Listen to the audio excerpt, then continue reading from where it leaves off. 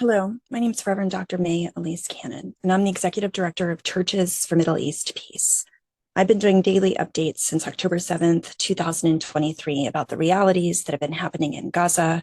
We've been calling for a comprehensive and permanent ceasefire since day one, but I wanted to take a few minutes talking about specifically one of the realities that's affecting the vast majority of people that are living in Gaza today, the displacement of the population of Gaza. The vast majority of the entire population of the Gaza Strip have been displaced since October. And I won't be talking about the other broad issues. I won't be talking about the horrors of the October 7th attacks. I won't be talking about the daily bombardments on the population of Gaza. Many people have called, this the war between Israel and Hamas. Other people have called this the war on Gaza. The Palestinian people are calling this the genocide of Gaza. Today, I'm talking just for a few minutes about the displacement of the Palestinian people over the last 10 months. I won't be talking also about, the reality that the majority of the population in Gaza have limited access to the basic fundamental needs of clean water, food, that even U.S. aid has said that there is a famine in North Gaza, daily food insecurities. There are so many issues I could be talking about. So that's not what I'm talking about. Nor am I talking about the fact that the entire population of school children in Gaza have missed an entire year of education. I'm going to talk about the realities of displacement.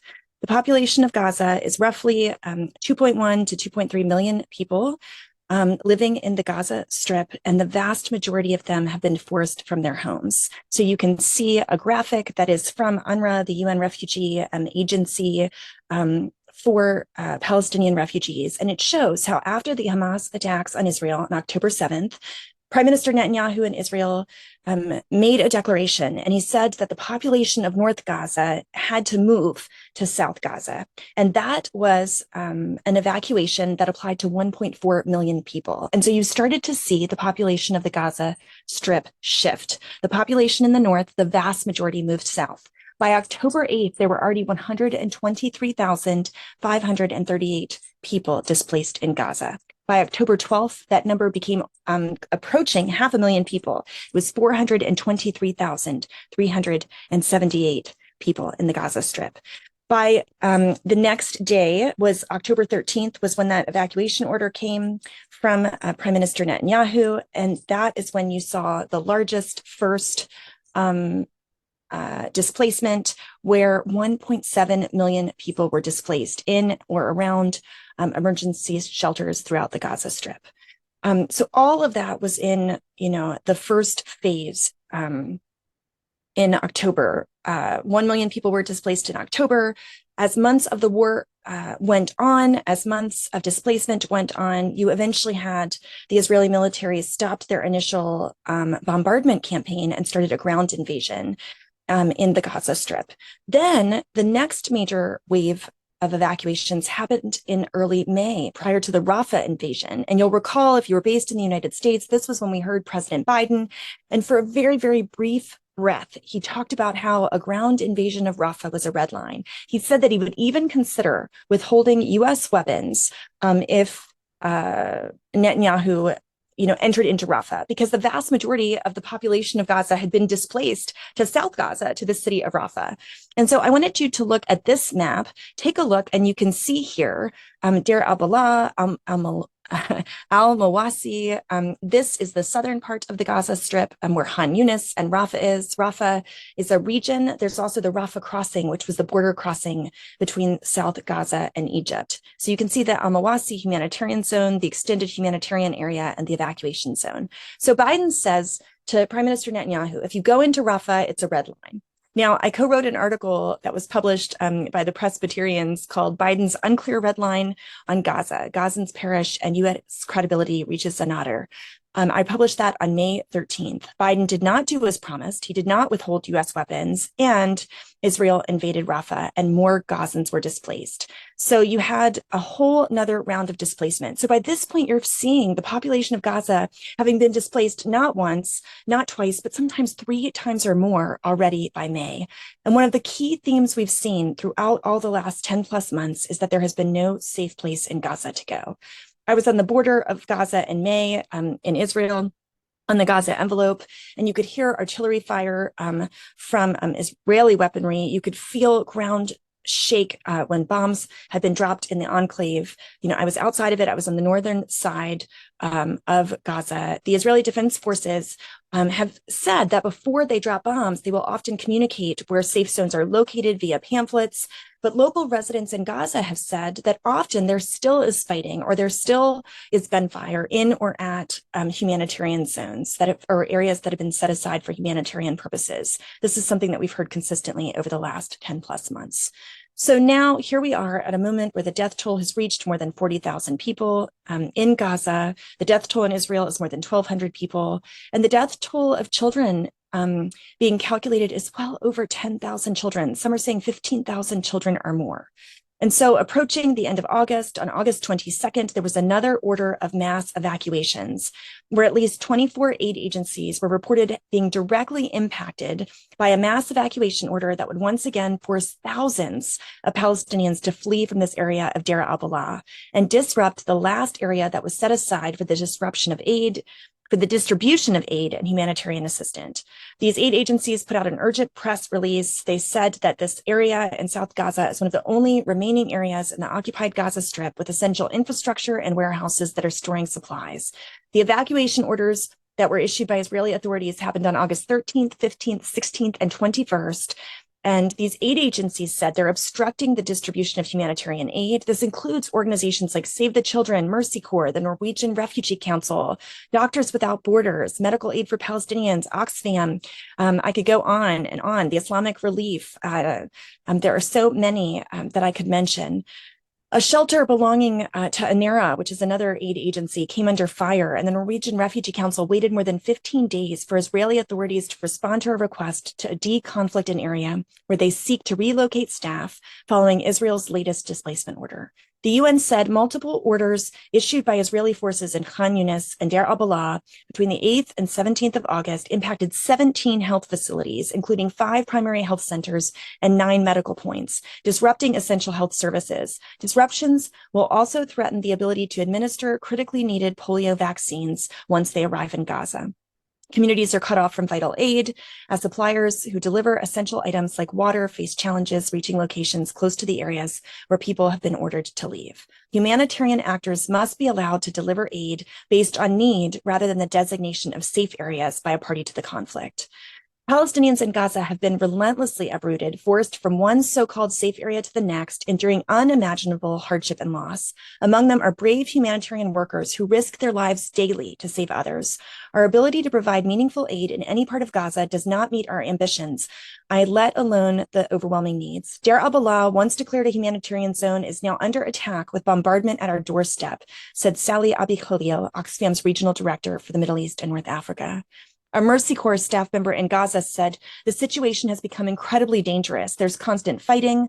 Sounds of shelling and explosions are clearly audible. Skin diseases spread rapidly. We're all becoming paranoid that we'll get infected. The physical toll is real. I've been having severe stomach pains, likely from contaminated water we're forced to drink. I don't know how much longer we can survive like this. For more than 10 months, humanitarian organizations, these are heroes, have called for an immediate and sustained ceasefire. There now is a looming risk of a polio outbreak and an urgent need to vaccinate children in Gaza, and this makes this more urgent than ever. All parties have an obligation to facilitate humanitarian access at all times. Israel is an occupying power obligated to ensure humanitarian needs of the occupied population are met. This includes facilitating humanitarian aid and creating conditions to enable the safe provision of supplies, and has been ordered by the International Court of Justice in its provisional measures of the 26th of January and the 24th of May. Rafah served as the main hub for Gaza's strained aid operations until early May, when Israeli forces expanded their ground operations and aid agencies were forced to move to Deir al-Balah. With northern Gaza decimated, South Gaza largely inaccessible, civilians and aid workers and critically needed humanitarian operations, there's now nowhere left to go. According to the UN, the Israeli designated humanitarian zone now encompasses less than 11% of Gaza, according to the UN. Civilians who are unable or unwilling to leave their homes remain protected according to international humanitarian law.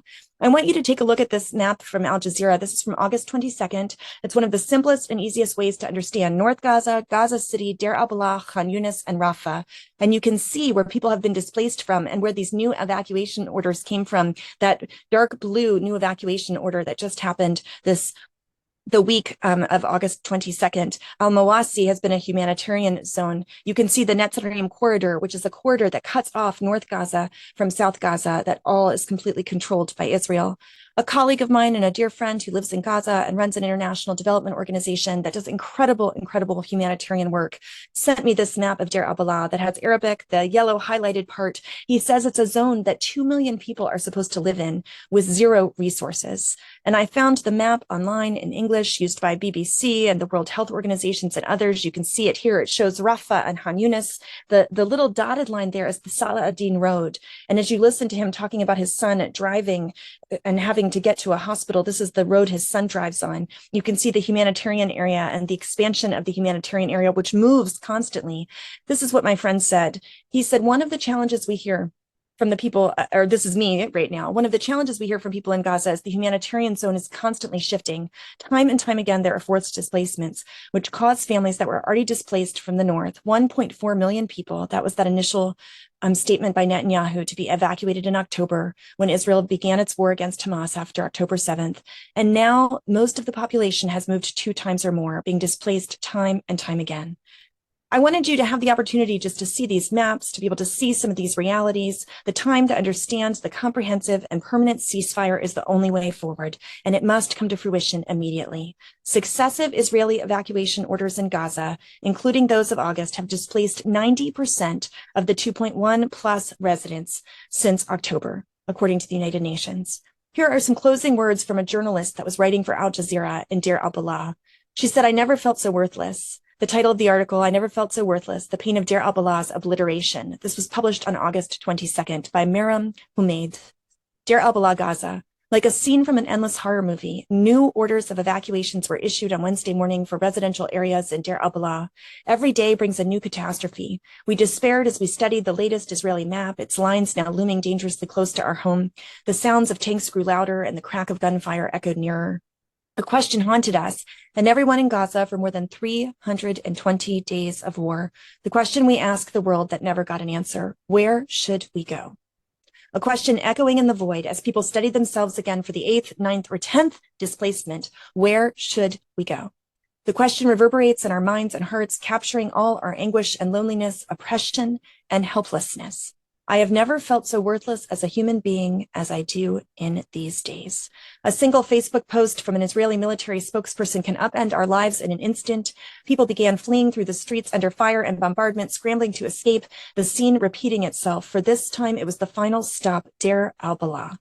This was the same humanitarian area they once spoke of, now marked for evacuation, a cruel game of squares. Have you ever felt like a toy, being played with left and right, east and west, pushed from one place to another, south to Khan Yunis, out to Rafah, back to Khan Yunis, then to Nusrat, only to be driven out again? People are literally running through the streets like mad, clutching what little they have left. They have lost their homes, loved ones, and livelihoods, and now they're on the verge of losing their minds. We have nothing left, our hearts are broken, and our minds are frayed. O Deir al-Balah, our last refuge, who can show people the way? As Tariq bin Zayed once said, the enemy is before us and the sea is behind us. Now all remains before us is the sea. Is there a ship? Who will answer the desperate cries of those wandering in the streets? People are taking shelter wherever they can, streets, fields, restaurants, or the beach.